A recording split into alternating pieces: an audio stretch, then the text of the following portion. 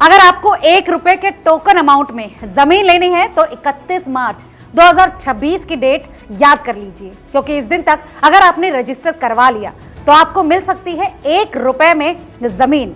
दरअसल सरकार प्रदेश में बड़े पैमाने पर जॉब्स और इन्वेस्टमेंट के लिए सुनहरा मौका दे रही है। इस पहल का नाम है बिहार इंडस्ट्रियल निवेश प्रोत्साहन पैकेज 2025। सबसे खास बात यह है कि अगर आप बिहार में इंडस्ट्री लगाना चाहते हैं तो सरकार सिर्फ 1 रुपए के टोकन अमाउंट में जमीन इंडस्ट्री लगाने वाले निवेशकों को दे रही है। इससे साफ है कि राज्य सरकार अब युवाओं को रोजगार के लिए बाहर जाने की मजबूरी से छुटकारा दिलाने के लिए पूरी तरह से कमर कस चुकी है। चलिए अब जानते हैं स्कीम की सारी डिटेल्स।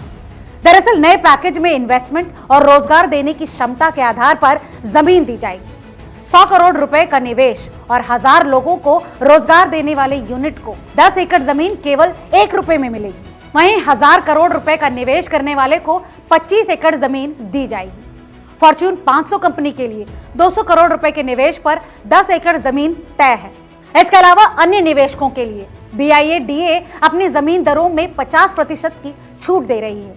यानी सरकार का मैसेज साफ है कि जो निवेश लाना चाहता है बिहार पूरी मदद करने को तैयार है।